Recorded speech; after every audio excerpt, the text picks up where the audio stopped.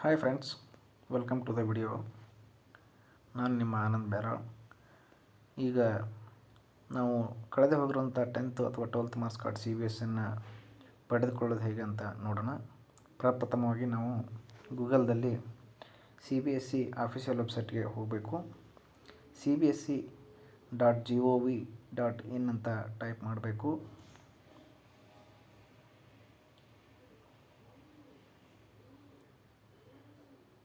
ಈಗ CBSE official website open ಆಗಿದೆ.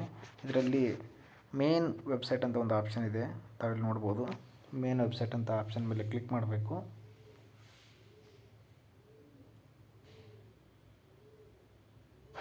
Main ವೆಬ್ಸೈಟಲ್ಲಿ ಕ್ಲಿಕ್ ಮಾಡಿದ ತಕ್ಷಣ ತಾವು ಕೆಳಗಡೆ ಸ್ಕ್ರಾಲ್ ಮಾಡಬೇಕು. ಸ್ಕ್ರಾಲ್ ಮಾಡಿದ ತಕ್ಷಣ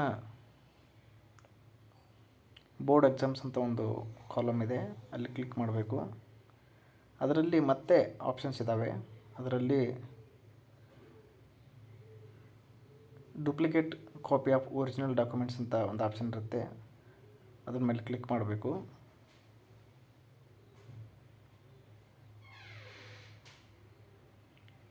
ನಂತರ ಪ್ರೊಸೀಜರ್ ಆ್ಯಂಡ್ ಅಪ್ಲಿಕೇಶನ್ ಫಾರ್ಮ್ಸ್ ಅಂತ ಇದೆ, ಅದ್ರ ಮೇಲೆ ಕ್ಲಿಕ್ ಮಾಡಬೇಕು.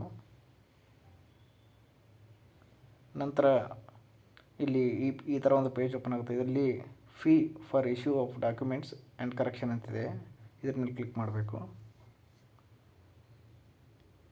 ಕ್ಲಿಕ್ ಮಾಡಿದ ತಕ್ಷಣ ಒಂದು PDF ಫೈಲ್ ಓಪನ್ ಆಗುತ್ತೆ, ಅದರ ಮೇಲೆ ಕ್ಲಿಕ್ ಮಾಡಬೇಕು. ಕ್ಲಿಕ್ ಮಾಡಿದ ತಕ್ಷಣ PDF ಫೈಲ್ನಲ್ಲಿ ಎಲ್ಲ ಮಾರ್ಕ್ಶೀಟ್ಗಳಿಗೆ ಅಥವಾ ಬೇರೆ ಬೇರೆ ಪ್ರಮಾಣ ಪತ್ರಗಳಿಗೆ ಎಷ್ಟು ಫೀ ಅಂತ ಇಲ್ಲಿ ನಮೂದಾಗಿದೆ. ಇಲ್ಲಿ ಮೊದಲನೇದಾಗಿ 5 ವರ್ಷದ ಒಳಗೆ ಯಾರಾದರೂ ತಮ್ಮ ಮಾರ್ಕ್ಸ್ ಕಾರ್ಡನ್ನು ಕಳೆದುಕೊಂಡಿದ್ದರೆ ಅವರಿಗೆ ಡೂಪ್ಲಿಕೇಟ್ ಮಾರ್ಕ್ಸ್ ಕಾರ್ಡ್ಗಾಗಿ 250 ರೂಪಾಯಿ ಫೀ ಇದೆ. 5 ವರ್ಷದಿಂದ 10 ವರ್ಷದಿದ್ದರೆ 500 ರೂಪಾಯಿ ಫೀ ಇದೆ. 10 ವರ್ಷದಿಂದ 20 ವರ್ಷ ಇದ್ದರೆ 1000 ರೂಪಾಯಿ ಫೀ ಇದೆ. 20 ವರ್ಷಕ್ಕಿಂತ ಮೇಲ್ಪಟ್ಟಿದ್ದರೆ 2000 ರೂಪಾಯಿ ಇದೆ. ಮೈಗ್ರೇಷನ್ ಸರ್ಟಿಫಿಕೇಟ್ಗೆ 250 ರೂಪಾಯಿ, ಡೇಟ್ ಆಫ್ ಬರ್ತ್ ಸರ್ಟಿಫಿಕೇಟ್ಗೆ 250 ರೂಪಾಯಿ, ಪ್ರೊವಿಷನಲ್ ಸರ್ಟಿಫಿಕೇಟ್ಗೆ 200 ರೂಪಾಯಿ, ಅರ್ಜೆಂಟಾಗಿ ಬೇಕಂತಂದರೆ 500 ರೂಪಾಯಿ ಚಾರ್ಜಸ್ ಇದೆ. ಕರೆಕ್ಷನ್ಗೆ 1000 ರೂಪಾಯಿ ಇದೆ. Verification statement for marks card of class 10th verification ಮಾಡಲಿಕ್ಕೆ 500 ರೂಪಾಯಿ ಇದೆ. ಇವೆಲ್ಲ ಇನ್ನೊಂದು ಸಲ ತಾವು ನೋಡ್ಕೊಳ್ಳಿ. ಇದಾದ ನಂತರ ಈಗ ಮೇನ್ ವೆಬ್ಸೈಟ್ಗೆ ಹೋಗಬೇಕು ಮತ್ತು 10th ಮಾರ್ಕ್ಸ್ ಕಾರ್ಡು ಮತ್ತು 12th ಮಾರ್ಕ್ಸ್ ಕಾರ್ಡು ಎಲ್ಲ ಕೂಡ ತಾವಿಲ್ಲಿ ವೆರಿಫೈ ಮಾಡ್ಕೋಬೋದು. 500 ರೂಪಾಯಿ ಚಾರ್ಜಸ್ ಇದೆ. ಈಗ ಬ್ಯಾಕ್ ಬರೋಣ.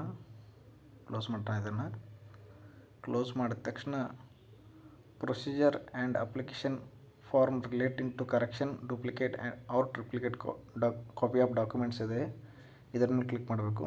ಡೂಪ್ಲಿಕೇಟ್ ಅಕಾಡೆಮಿಕ್ ಡಾಕ್ಯುಮೆಂಟ್ ಸಿಸ್ಟಮ್ ಅಂತಿದೆ, ಇದರ ಮೇಲೆ ಮತ್ತೆ ತಾವು ಕ್ಲಿಕ್ ಮಾಡಬೇಕು. ನಂತರ ಇಲ್ಲಿ ಡೂಪ್ಲಿಕೇಟ್ ಅಕಾಡೆಮಿಕ್ ಡಾಕ್ಯುಮೆಂಟ್ ಸಿಸ್ಟಮ್ ಅಂತ ಓಪನ್ ಆಗುತ್ತೆ. ಇಲ್ಲಿ ಕಂಟಿನ್ಯೂ ಅನ್ನೋ ಆಪ್ಷನ್ ಮೇಲೆ ತಾವು ಕ್ಲಿಕ್ ಮಾಡಬೇಕು.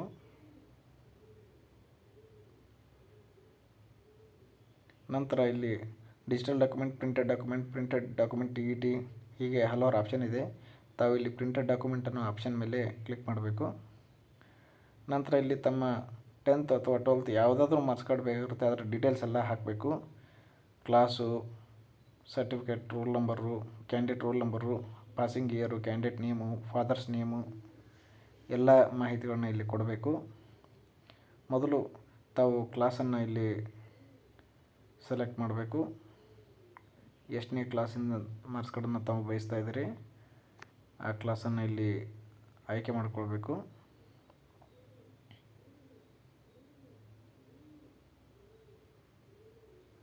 ಕ್ಲಾಸನ್ನು ಸೆಲೆಕ್ಟ್ ಅನ್ನೋ ಆಪ್ಷನ್ ಮೇಲೆ ಕ್ಲಿಕ್ ಮಾಡಿ 10th ಅಥವಾ 12th ಅಂತ ಆಪ್ಷನ್ಸ್ ಬರುತ್ತೆ, ಅಲ್ಲಿ 10th ಆಯ್ಕೆ ಮಾಡ್ಕೋಬೇಕು.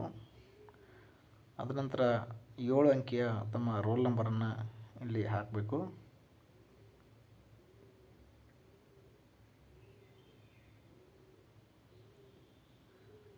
ನಂತರ ಯಾವ ಇಯರಲ್ಲಿ ತಾವು ಪಾಸ್ಔಟ್ ಆಗಿದ್ದರೆ 10th ಕ್ಲಾಸ್ ಅಥವಾ 12th ಕ್ಲಾಸು ರೆಸ್ಪೆಕ್ಟಿವ್ ಇಯರನ್ನು ಇಲ್ಲಿ ತಾವು ನಮೂದು ಮಾಡಬೇಕು. ನಂತರ candidate name as per the document ಏನಿದೆ ಕ್ಯಾಂಡಿಡೇಟ್ ನೇಮನ್ನು ತಾವು ಇಲ್ಲಿ ಟೈಪ್ ಮಾಡಬೇಕು. ಇಲ್ಲಿ ಬೇಲಾಳ್. ಫಾದರ್ ನೇಮ್ ಯಾವುದೂ ಕೂಡ ತಾವಿಲ್ಲಿ ಸ್ಪೆಲ್ಲಿಂಗ್ ಮಿಸ್ಟೇಕನ್ನು ಮಾಡಬಾರ್ದು. ಫಾದರ್ ನೇಮ್ ಸಹ ಆ್ಯಸ್ ಇಟ್ ಈಸ್ ಮಾರ್ಕ್ಸ್ ಕಾರ್ಡಲ್ಲಿ ಏನಿದೆ ಅದೇ ಥರ ತಾವಿಲ್ಲಿ ಫಿಲಪ್ ಮಾಡಬೇಕು. ಸರ್ಚ್ ಅನ್ನೋ ಆಪ್ಷನ್ ಮೇಲೆ ಕ್ಲಿಕ್ ಮಾಡಬೇಕೀಗ. ಕ್ಲಿಕ್ ಮಾಡಿದ ತಕ್ಷಣ ಇಲ್ಲಿ ಕೆಳಗಡೆ ತಾವು ಸ್ಕ್ರಾಲ್ ಮಾಡಿ ನೋಡ್ಬೋದು. ಸ್ಟೂಡೆಂಟ್ ಡೀಟೇಲ್ಸ್ ಎಲ್ಲ ತಾವೇನೇನು ನಮೂದು ಮಾಡಿದಿರಿ ಆ ಎಲ್ಲ ಡೀಟೇಲ್ಸು ಇಲ್ಲಿ ಬರುತ್ತೆ. ಅದನ್ನು ಇನ್ನೊಂದು ಸಲ ವೆರಿಫೈ ಮಾಡ್ಕೋಬೋದು. ಅದರ ನಂತರ ಇಲ್ಲಿ ಅಡ್ರೆಸ್ ಟು ಡಿಸ್ಪ್ಯಾಚ್ ಅಂತಿದೆ. ನೀವು ಯಾವ ಅಡ್ರೆಸ್ಗೆ ತಮ್ಮ ಮಾರ್ಕ್ಸ್ ಕಾರ್ಡನ್ನು ತರಿಸ್ಕೊಳ್ಳಿಕ್ಕೆ ಬಯಸ್ತೀರಿ ಆ ಅಡ್ರೆಸ್ಸನ್ನು ಇಲ್ಲಿ ನಮೂದು ಮಾಡಬೇಕು. ಮೊದಲನೇದಾಗಿ ತಾವಿಲ್ಲಿ ಕಂಟ್ರಿ ಕೋಡನ್ನು ಸೆಲೆಕ್ಟ್ ಮಾಡ್ಕೋಬೇಕು. ಕಂಟ್ರಿ ಕೋಡಲ್ಲಿ ಇಂಡಿಯಾ ಅಂತ ಸೆಲೆಕ್ಟ್ ಮಾಡ್ಕೊಳ್ಳಿ. ಹಾಗೆ ತಮ್ಮ house number, street line area, address, ತಮ್ಮ ತಾಲೂಕು, ಜಿಲ್ಲೆ ಎಲ್ಲ ಮಾಹಿತಿಗಳನ್ನು ತಾವಿಲ್ಲಿ ಬರೀಬೇಕು. ಹಾಗೆ ನಾವು ನಮ್ಮ ಡೀಟೇಲ್ಸನ್ನು ಇಲ್ಲಿ ಬರಿತಾ ಇದ್ದೀವಿ. ರೇವಣಸಿದ್ದೇಶ್ವರ ನಿಲಯ, ಅಂಬಳನ್ನೂರು, AMBA ನ್ಯೂಆರ್, ಪೋಸ್ಟ್ ಕೆಸರಟ್ಟಿ,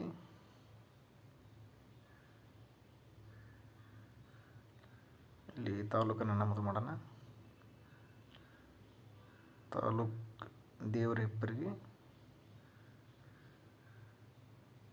ಇಲ್ಲಿ ಅದರಾದ ನಂತರ ಸ್ಟೇಟ್ ಆಪ್ಷನ್ನಲ್ಲಿ ಸ್ಟೇಟ್ ಸೆಲೆಕ್ಟ್ ಮಾಡ್ಕೋಬೇಕು. ಕರ್ನಾಟಕ ಅಂತ ಸೆಲೆಕ್ಟ್ ಮಾಡ್ಕೊಳ್ಳಿ.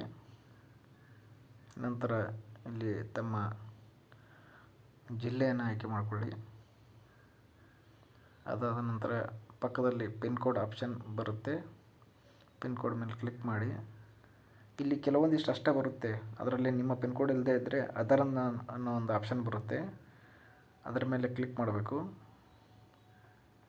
ನೋಡ್ಬೋದು ಇಲ್ಲಿ ಅದರಂತ ಕ್ಲಿಕ್ ಮಾಡಿ ಇನ್ನೊಂದು ರೋ ಆ್ಯಡ್ ಆಗುತ್ತೆ. ಅಲ್ಲಿ ತಾವು ಪಿನ್ ಕೋಡನ್ನು ನಮೂದು ಮಾಡ್ಬೋದು, ತಮ್ಮ ಊರಿನ ಪಿನ್ ಕೋಡನ್ನು.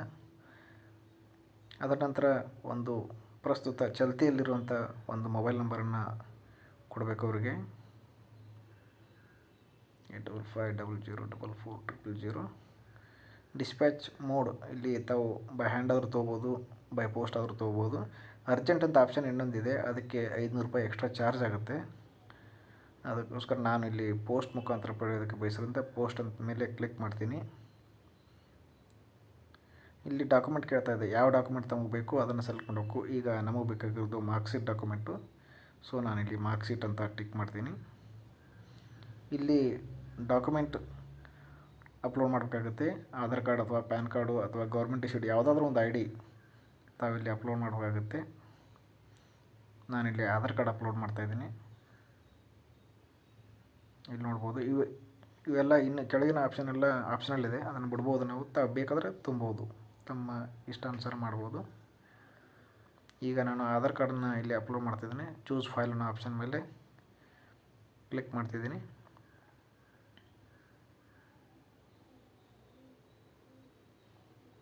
Choose file Aadhaar card upload ಮಾಡಿದ್ದೀನಿ. ಈಗ ಕಂಟಿನ್ಯೂ ಟು ಪೇ ಅನ್ನೋ ಆಪ್ಷನ್ ಮೇಲೆ ಕ್ಲಿಕ್ ಮಾಡಿದ್ದೀನಿ. ಇಲ್ಲಿ ಆಧಾರ್ ಕಾರ್ಡ್ ಅಪ್ಲೋಡ್ ಆಗಲಿಲ್ಲ, ಯಾಕಂದರೆ ನಾನು ಅಪ್ಲೋಡ್ ಅನ್ನೋ ಆಪ್ಷನ್ ಮೇಲೆ ಕ್ಲಿಕ್ ಮಾಡಿದ್ದಿಲ್ಲ. ಇನ್ನೊಂದು ಸಲ ಅಪ್ಲೋಡ್ ಮಾಡೋಣ.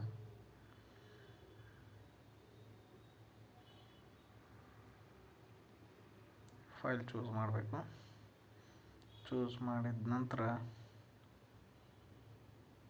ಅಪ್ಲೋಡ್ ಅನ್ನೋ ಆಪ್ಷನ್ ಮೇಲೆ ಕ್ಲಿಕ್ ಮಾಡಬೇಕು, ಮರಿದೆ. ನಂತರ ಇಲ್ಲಿ ತಾವು ಕಂಟಿನ್ಯೂ ಅನ್ನೋ ಆಪ್ಷನ್ ಬರುತ್ತೆ. ಕಂಟಿನ್ಯೂ ಟು ಪೇ ಅನ್ನೋ ಆಪ್ಷನ್ ಮೇಲೆ ಕಂಟಿನ್ಯೂ ಟು ಪೇ ಆಪ್ಷನ್ ಮೇಲೆ ಕ್ಲಿಕ್ ಮಾಡಿ. ತದನಂತರ ಇಲ್ಲಿ ಎಲ್ಲ ಡೀಟೇಲ್ಸ್ ಇನ್ನೊಂದು ಸಲ ತೋರಿಸುತ್ತೆ, ವೆರಿಫೈ ಮಾಡ್ಕೊಳ್ಳಿ. ಆಮೇಲೆ ಪೇ ಅನ್ನೋ ಆಪ್ಷನ್ ಮೇಲೆ ತಾವು ಕ್ಲಿಕ್ ಮಾಡಬೇಕು. ಸೆಲೆಕ್ಟ್ ಮೋಡ್ ಆಫ್ ಪೇಮೆಂಟ್ ಕೇಳುತ್ತೆ. ಮೋಡ್ ಆಫ್ ಪೇಮೆಂಟಲ್ಲಿ ನಾನು ಆನ್ಲೈನ್ ಚೂಸ್ ಮಾಡ್ಕೋತೀನಿ. ಈಗ ಒಂದು ಪೇಮೆಂಟ್ ಡೀಟೇಲ್ಸ್ ಎಲ್ಲ ಬರುತ್ತೆ. ಪೇಮೆಂಟ್ ಡೀಟೇಲ್ಸ್ ಬಂದ ನಂತರ ಈಗ ನಾವು ಪೇಮೆಂಟ್ಗೆ ಪ್ರೊಸೀಡ್ ಮಾಡಬೇಕು. ಪ್ರೊಸೀಡ್ ಟು ಪೇಮೆಂಟ್ ಅನ್ನೋ ಆಪ್ಷನ್ ಇದೆ, ಅದ್ರ ಮೇಲೆ ಕ್ಲಿಕ್ ಮಾಡಿ.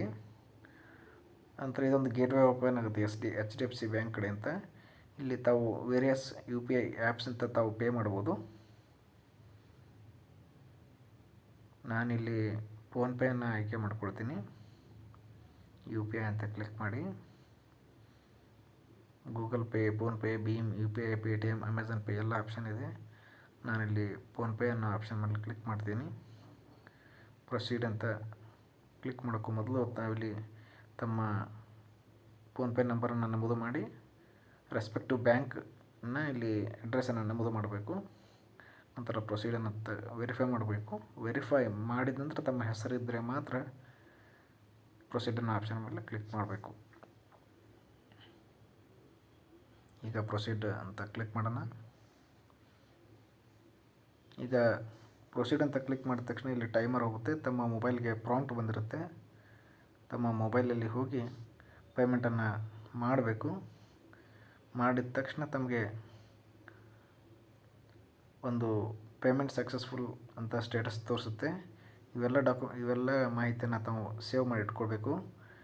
ಇದಾದ ನಂತರ ತಮಗೆ ಒಂದು 7ರಿಂದ 10 ದಿನದಲ್ಲಿ ತಮ್ಮ ಮನೆಗೆ ಮಾರ್ಕ್ಸ್ ಕಾರ್ಡು ಪೋಸ್ಟ್ ಮುಖಾಂತರ ಬರುತ್ತೆ. ನಮ್ಮ ವಿಡಿಯೋ ನೋಡಿದ್ದಕ್ಕೆ ಧನ್ಯವಾದಗಳು. ನಮ್ಮ ಚಾನಲನ್ನು ಮರೆಯದೆ ಸಬ್ಸ್ಕ್ರೈಬ್ ಮಾಡಿಕೊಳ್ಳಿ. Thank you.